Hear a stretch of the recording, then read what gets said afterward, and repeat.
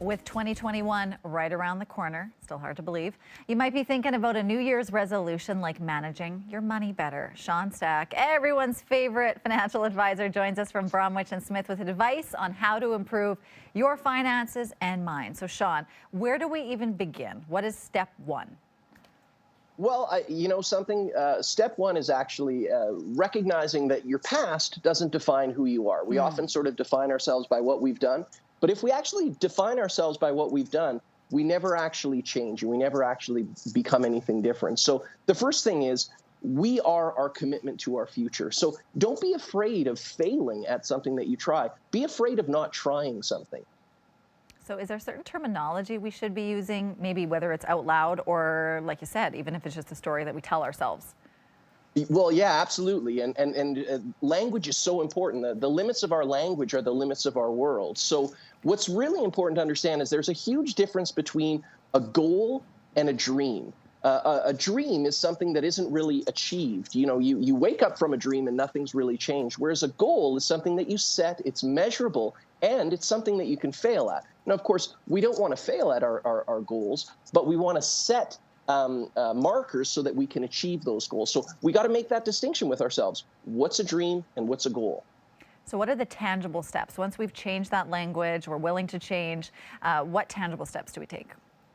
Well, yeah, great. And the big thing is you need to make an inventory of where you're at right now, right? So you need to know how much money that you're earning, and then you need to know where you're spending that money. And you have to actually write all that stuff down. Make a list of all of what your debts are. Make a list of what your monthly expenses are, and know precisely where that money's going. So I'm assuming that comes with a budget. We've known you long enough. We've chatted long enough with you over the last few months to know that we need a budget. So what is the best way? How is the best way to make one? Yeah, absolutely. And that the best way to first make a budget is you need that income and expense statement. Because, Carla, you know, sometimes what we do is we just sort of arbitrarily pick a number and we say, this is what I'm going to do and this is how I'm going to do it. And we don't actually have it sort of referenced to where our spendings are. So what you want to do is you want to track that. Now, if you go to my website, there's a section of it that says resources, and there's a budget planner. And it actually has cookies, and you can put in your information, and you can visit it on a weekly basis, because a budget is really a habit. It's like gardening. So you have to look at it on a weekly basis and see where you're at in relation to that goal achievement.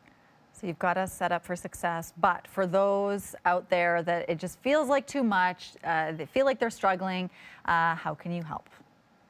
Well, you know, everyone is struggling right now, and I don't mean that in a sense of saying, hey, we're not unique. But what makes us people and what makes us great is our commitment to our community and our commitment to one another. So the first thing I always recommend is speak of your goals to your friends, right, to the people that you love. And when they speak of their goals to you, remind them of it, support them in that direction. And it's okay and appropriate to direct us to professionals in the community like Bromwich and Smith if you're struggling with your debts.